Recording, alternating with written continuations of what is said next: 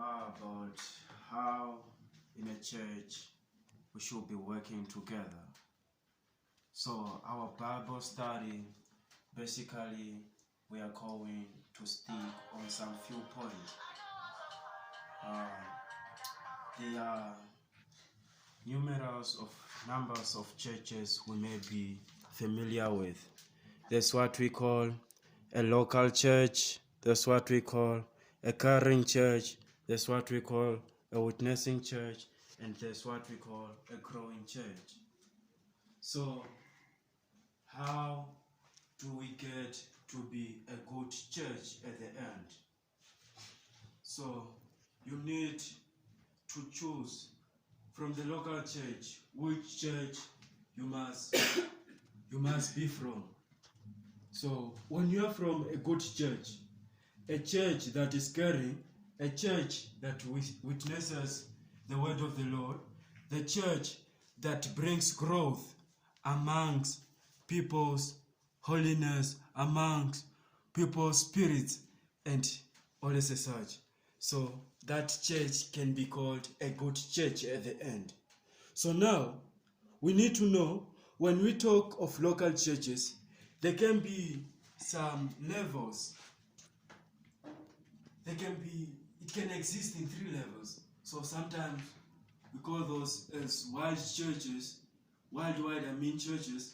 the national and regional churches, and that's what we call a local church. So in that local church now, that's where all of us belong. So if you say you give your life today to the Lord, so you belong into a local church. So what do we need to do? So that's when we move to a stage where it says we must be a caring church. What do we do as a caring church? So a caring church, it must be more of a hospital. So all we do is like a hospital. We need to allow everyone to enter into the church. We treat them equally, so we don't neglect them. We don't leave them suffering. So we allow everyone to be treated equally. So that is where we reach this stage whereby we must be like a hospital. So now we should not just give shelter to those that are rich, but also those that are suffering, especially those that are poor. We get them together. We organize some Bible studies for them so they get to understand what they are doing, what their future holds for them. Because they should make choices now. Because the choice you make right now, that choice will definitely take you to paradise. So we all pray that the kingdom should come. So how will that kingdom come? When you don't follow the correct procedures. So for you now, if you are too caring, you care for whoever comes into the church. You care for them, you love them the way you would want them to love you into return. So in that church now, it brings people actually together. It holds a lot of people together, because there'll be no one to destroy, because you all love each other. All you do, you have visions, you have choices, you have made the correct choices from the beginning. So now, this kind of a church, obviously, in the end, it must be called a good one. So let's move to the next one. To be a good church again, you must be a witnessing church. So the pastors, the leaders, they must teach their learners. Let me use the word learners. Because everyone that comes into the church, they come for learning. They come and get some understanding, some sort of understanding, so they can use it to teach others. So now, when we say a witnessing church, so everyone in that church is expected to be he must be a person that witnesses, a person that preaches. So not only the pastors that must be preaching, but also the members, the church members. When you move outside, when you walk out from your church, wherever you get in the street, you must at least try to preach to them, especially those that are into darkness, the wicked people. Don't chase them, but try to make them, preach them the word of the Lord. Those people, they might change. And that is the only way now you reach an extent where your church can grow. Because those people who obviously say, no, we give ourselves now into the Lord.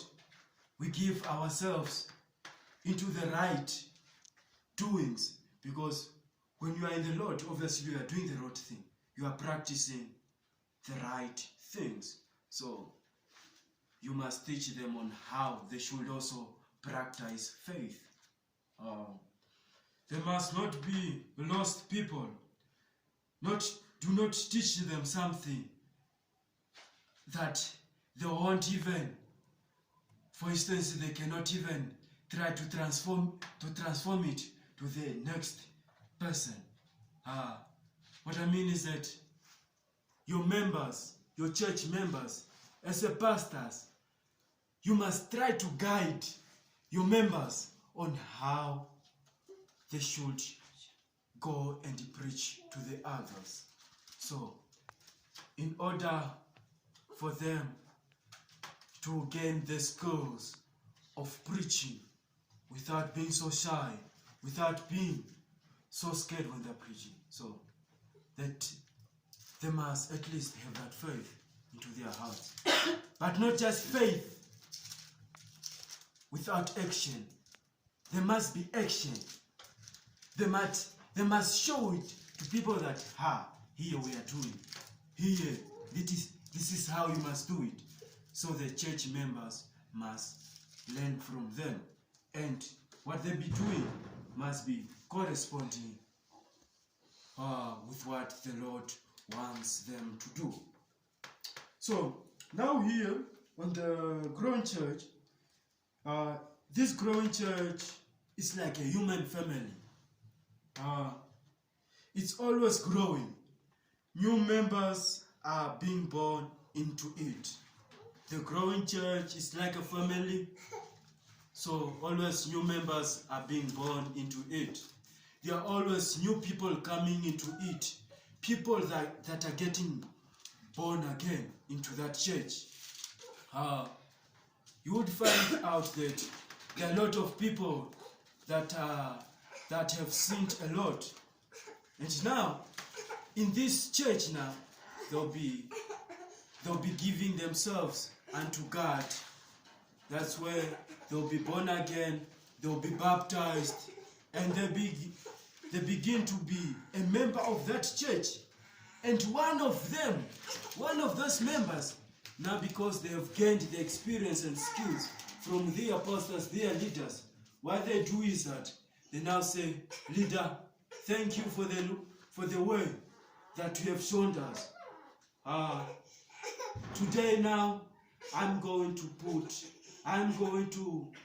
have a church in this village, because I've seen that village that there are no people that are practicing the word of the Lord. So now today, I have to go there and awaken their spirits. So this is how these people can do it. So at the end of the day, for that church to be called a good one, it must have those kind of manners. They must care for each other. They must witness the word of the Lord. They must try to grow people in holiness and growing them in numbers. So that is how we should try to do it. So now, those are the few things that we need to understand. Then, as a group now, together we can look for ways in which we can come close to Jesus as a group and discover how we can be more effective in our witness for Him. We can always be for Him. He always cares for us during our struggles, during everything, our hardships. So He's there for us. So now, for some reference, where you need to maybe check in your Bibles and read more of this, you can visit Matthew 5, verse 14 to 16, and Revelation 2, 12 to 17. Then you go about the current church. You go find this in Matthew 5, 46 to 48. Then Colossians 1, verse 3 to 8. Witnessing, you got this in Matthew's or Matthew's 28, 8 to 20. And Thessalonians 1 to 8 and 10. A growing church, how you can grow a church, you get it in Acts 2, 46 to 47, and Ephesians 4, 15 to 16. So that's what you do on your own time. My dear brethren, that's what you have to understand.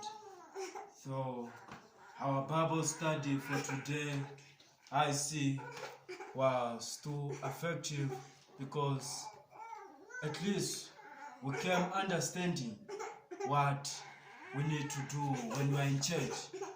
Because you don't just come to church without you knowing the reason why you are coming, why you are going there, without you knowing what you are going to do there, without you knowing what you are going to get from there, what you are going to gain from there. So at least try to know, try to gain something from the church you attend, from the church you have your service from.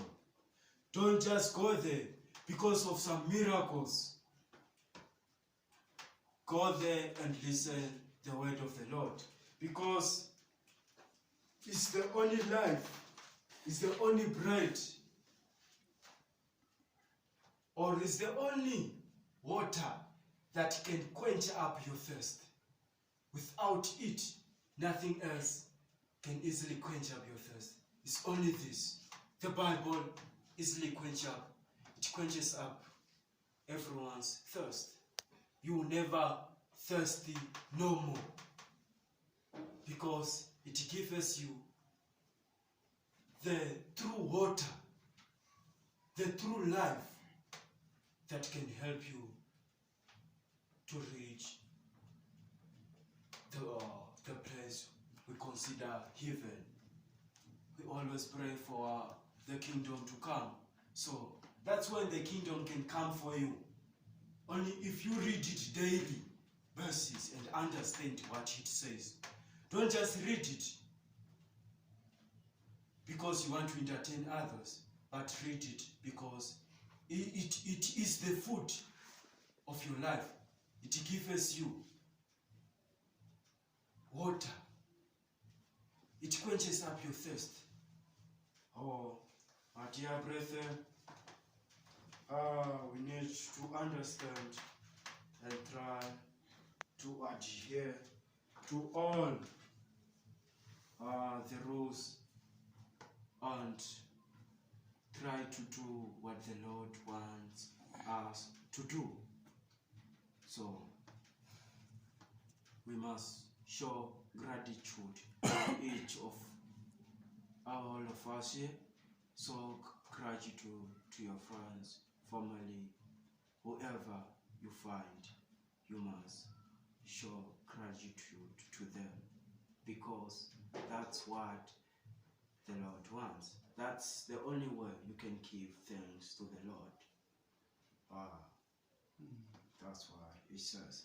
And thank you so much for having this time listening to the word of the Lord, listening to the bread of life. I hope you have ate. I hope you have drank. I hope you have heard, not only with your ears, but as well with your hearts. I hope this is kept in your hearts, and it shall be a good fruit to be reaped after or during the year of harvest. I think we have come to an end of our Bible study for today. We meet again on Thursday. Thank you so much to all the listeners. Thank you so much to all the attendees, and thank you so much for all the followers of the Lord. So may the Lord be with you wherever you are, wherever you are listening this from. May the Lord be with you, and all your problems must be solved.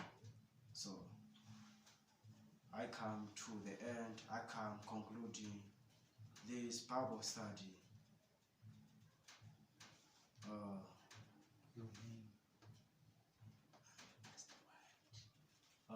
Jesus. My name is Mukoya Phineas.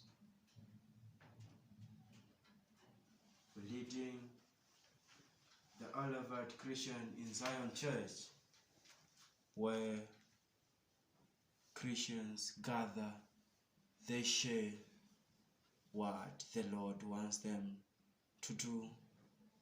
They prepare their pathways, because we don't want to be lost during the time of judgment. We want to be on the safe side.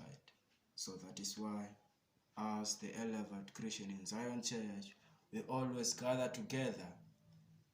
We can be few, but the Lord says where there are two, it's better than where there is one person. Because where there are two, if one falls, the other one will lift up the other one. So there are no problems. But where there is one person, there is a problem, because if one falls, there will be no one to guide or lead him to a correct path. We'll just be there. So that is why we come together as a family, and we be on the safe side. We don't want to leave others into darkness when no one can help them. So we want everyone to be on the safe side, where they can be seen by everyone. Because when you are on a holy place is full of light. You can be seen by everyone and can be protected, can be treated with love by everyone, because you can be seen. You're not into darkness. So, dear brethren, I thank you all for your time being or time listening to the few words that the Lord have given us today. Thank you so much.